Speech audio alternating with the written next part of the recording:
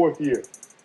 This team that we have right now has All-Pro Gerald McCoy and All-Pro Levante David. Oh, by the way, did I mention Lovie Smith was a linebackers coach on that 90-6 team? Things take time.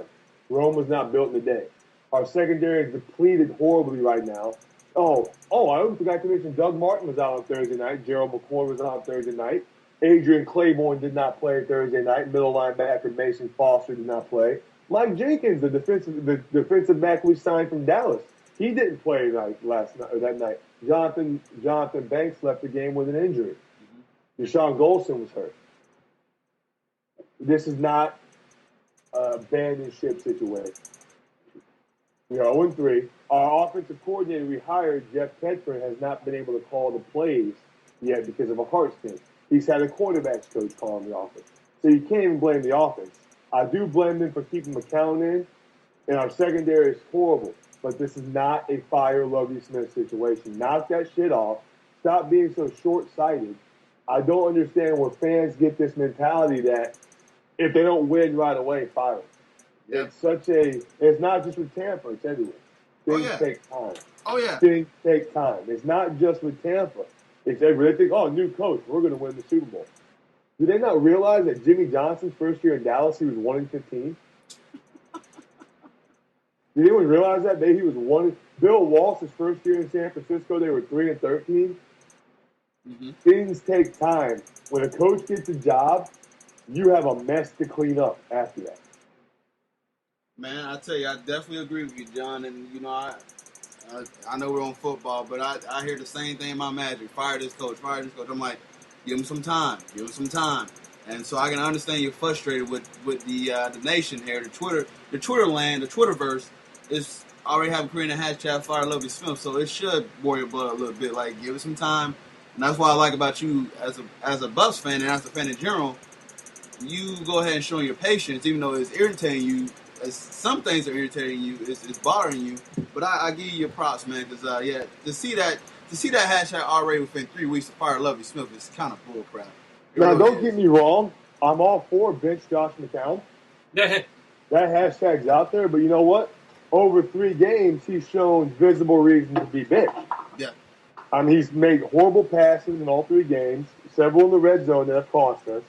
And I'm all for the other hashtag that Marcus Arroyo, the acting offensive coordinator, maybe shouldn't be calling the plays. But to fire the head coach when, honestly, they've had an injury-depleted season, how bad is it when 2 of your draft picks have played a total of 6 plays? And by 6 plays, I mean those 6 plays Austin Seferian-Jenkins played against Carolina before he was hurt. And our third-round draft pick, Charles Sims, the running back from West Virginia, has not even seen the field. Not to mention Doug Martin has been out since early in the Carolina game. Mm-hmm.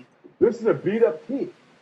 You could take any team, put them into Atlanta, where Matt Ryan is damn near unconscious, take away 6 defensive starters, and you're going to see a blowout. Mm-hmm. Now, granted, like I said before the show, that game was so bad, Roddy White sat that game, and I still got 35 fantasy points from him. But be patient, man. And I'm not just talking about Tampa in general. You've got so many armchair quarterbacks who think because they won a fantasy football league, they know how to coach a football team. Yep. It's not the only place I've heard criticism. There's people trying to get Chuck Pagano fired because they're 0-2. Really? He just put you into the playoffs last year. It's retarded, There's people man. trying to get Gus. There's a fire Gus Bradley thing. Those people are retarded. He's rebuilding the team right now. Mm-hmm. Fans are so spoiled and so short-sighted because in the 90 years of history in the NFL, there's been 1 or 2 coaches. Legitimately, 1 or 2 coaches. And I won't even throw Gruden into that mix because Tampa was knocking on the championship when he got there. So I've taken a team their first year and put him in the Super Bowl or gave him a championship. Now, here's someone who's going to say, what about Jim Harbaugh? Blah, blah, blah. Jim Harbaugh ain't won a championship. He's gotten to the playoffs. There's been numerous coaches in their first year to get into the playoffs. But did he win? No. This stuff takes time. Mm-hmm. Now, if they're 0-10, 0-11, you might see me getting a little impatient. But 3 games into the year, this ain't the time to start a fire Lovie Smith or fire anybody hashtag. Agreed, man. I mean, good Lord.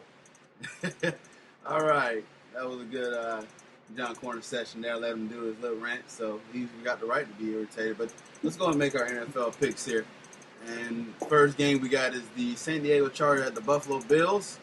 And Kevin, you want to go first and make a pick and your bold prediction for this game? I'm gonna go with Buffalo. Ooh, Buffalo? Buffalo's riding. Going 3-0? Buffalo's riding. Ooh. Buffalo is riding. That's my bold prediction. Your bold prediction. John, go. I'm going to go double bowl prediction on this.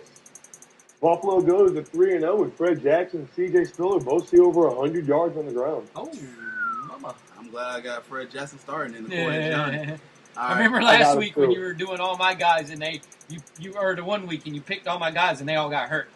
All right, I'm going to go with San Diego. San Diego is going to win. I'm going to say pretty much 17-10. It's going to be a nice game here. Buffalo's is good, though. But we like to see this die down within the season, see how they really are, if it's going to keep going. Yep. But I'm going to go with San Diego. I'm going to be the different one here. Yeah, you beat that. Dallas Cowboys at the St. Louis Rams. Cowboys. 1 o'clock. What you got? Cowboys. You got them Cowboys. DeMarco Murray sets the single-game rushing record against the St. Louis Rams. That's a bold prediction, man. John, go ahead. St. Louis Rams, Austin Davis goes to 2-0 as the Rams starter. He might be the future for the quarterbacks in St. Louis. He picked apart a depleted Bucs defense, but you know what? He looked poised in the pocket, never looked frustrated, answered the bell every time Tampa scored, and he's got big old Zach Stacy back there running behind us on a suspect Dallas defense. St. Louis wins. I'm going to go with Dallas. And for all this defense, Kevin's saying that they're the worst defense in the league. Did you watch Thursday night? They're horrible. Hey, No, yeah. I seen worse. I don't know. Tampa. I seen Or worse. Jacksonville. Pretty embarrassing right Yeah, now. so man. I mean, I'm gonna go with Dallas, and I'm gonna give my bold prediction is 3 turnovers that game. Really?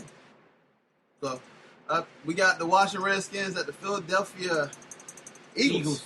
I don't know why I think 76ers, but that was in my head for some odd reason. You're a basketball freak. That's probably what it is. All right, NFC East battle. Philly. What's your bold prediction? Philly, they go 3-0. Who cares? Okay. All right, go for it, John. Washington. By the end of this game, people are going to be saying, what was the quarterback with the braids who used to start for us? Who ran a lot? Kirk Cousins in Philly. For Kirk Cousins in Washington. It's my actual prediction. You're going to see 800 yards of passing between the two quarterbacks. Jeez. This is going to be a shootout. Okay. I'm going to go with Philly, and I'm going to get McCoy's going to actually pick up the slack this week. I know Thanks for giving Sproles has been doing a lot of work, and I'm glad I dropped this guy, by the way. Yeah, right before me. So I'm going to go ahead and... I told him I was going to draft him, and he drafted him right before me. I'm like, you peckerhead. So I'm going to go with Shady getting, he's going to get 125 yards. Good, I need that. So I know you need it. Big time. All right, we got the Houston Texans at the New York Giants, and Kevin, go. Houston. You just don't. I'm picking Houston. Have you even picked the Giants to win one game? I'm picking Houston. 16 Eli faces. 16 Eli faces. J.J. Watt calls how many of those Eli faces? 4 and a half. 4.5. All right, go, John. I'm going with Houston as well. Houston's defense is looking good. My bold prediction, by the end of the day and tomorrow, J.J. Watt will have more touchdown receptions than Vincent Jackson. He'll get another one tomorrow. All right, I'm going to go with the Giants. They're at home. As bad as they are, man, I think they can pull it out at home. And then last week. Yeah. I'll tell you what, man, I'm going to give him a shot here. I'm thinking Victor Cruz is going to go off this game. He's going to have 125 yards receiving. We'll see if Eli can give him the ball, though. Oh, yeah. I mentioned that before we go off the tangent here. Did you see that article where they were saying Eli might be a good fit for Tampa Bay there, Mr. Orr? Or you know, really, I saw the article, and I agree with it. Eli Manning is a very methodical quarterback. Our offense is very methodical. Run, pass, run. There's a method behind it.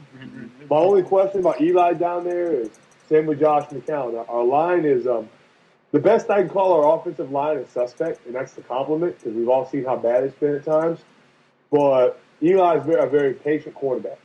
I think he honestly would fit in Tampa. Now, do I want him down there? The jerseys are ugly enough without the Eli face sticking out of them. So I'm not sure, but I can see how he could fit in Tampa. Absolutely. All right, next game, we're going to go with the Minnesota Vikings at the New Orleans Saints. Who you got, Kevin? Saints. They have to win a ball game. They have to win a ball game. This is where Drew Brees, I think, finds his form because he's been a little rusty. Yeah. So, yeah, I'll go with the Saints. All right, go ahead, John. New Orleans. The last time the Saints lost in the Dome, I think the other Bush was president. They are too good at home. Brees has looked bad. Look for 400 yards in the air by Drew Brees tomorrow. He's going to pick apart the distracted Minnesota Vikings. Nice. All right, I'm going to go with New Orleans as well. And I'm going to go with my bold prediction on the other side is that Jared McKinnon is he's gonna have a big game. This is a rookie running back that they've been raving about since Peterson is suspended indefinitely with his legal matter. So I'm going to go that route and see what happens with the bold prediction. But, yeah, New Orleans go ahead and win decisively in that game. The Tennessee Titans at the Cincinnati Bengals. Who you got, Kevin? Titans and the Bengals. The Bengals. Bengals. Yeah, the Bengals are riding. Yeah, They're riding pretty good. Even though Tennessee, they're playing well. Yeah. They're playing a lot better than people thought they would be playing. But Cincinnati's riding. All right. Your thoughts, John? I think I'm going to go with the Bengals, but my bold prediction is going to be Jake Locker's going to have 3 touchdown passes and 300 yards. Ooh, challenging that Cincinnati defense. All right, I like He's going to stretch him. Okay.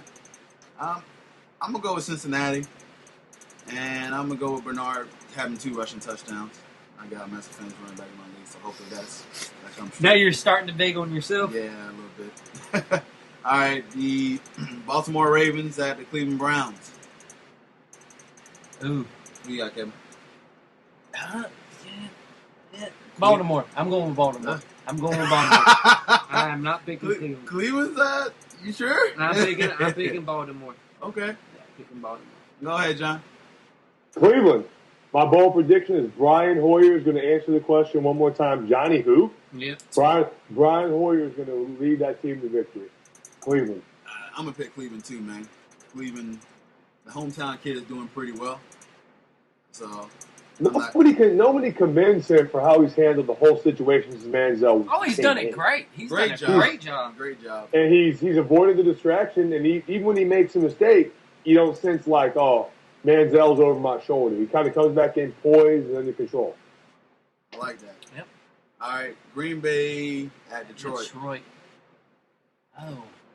It's going to be a good game. Yeah, this is going to be a shootout. It's going to be a good game. I'm going to go with Green Bay. Okay. Green Bay recovering, come back to be 2-1. All right. Go ahead, John. I'm going Green Bay with the bold prediction that Ndamukong Suh executes a shooting star press as opposed to the stomp on the turf. No.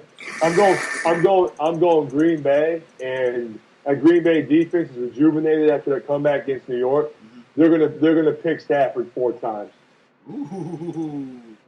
I'm saying that too because who I'm going up against next week or tomorrow in fantasy has Stafford as a starting quarterback. So Green Bay better pick Matt Stafford 4 times. Nice. I'm gonna go with Detroit. They're gonna get back on ball here, and that offense real. I like the pace of the offense. I didn't really get a chance to catch the game, see how it really transpired in week 2. Yeah. But I think they'll get back on track here, especially at home. They seem to do pretty well at home. I know I need Green Bay because my opponent has Calvin Johnson and Matt Stafford on the team. So I need Green Bay to knuckle up. Gotcha. All right, we got the Indianapolis Colts versus the Jacksonville Jaguars. Kevin? The Jacksonville Jaguars will lose this game. But my bold prediction, at halftime, number 5 will be your quarterback for the Jacksonville Jaguars. Bortles walking in, huh? Yep. Okay. John, go. I'm going with the Colts too, but I'm not as cynical as Kevin. The Colts are winning this game at the last second with a field goal. Jacksonville makes it competitive. Oh, yeah, they're going to make it competitive. And they do it with Chad Henne. Nope. Colts win, and Colts win by 10. Good thing Cecil Shorts is playing. Is he back?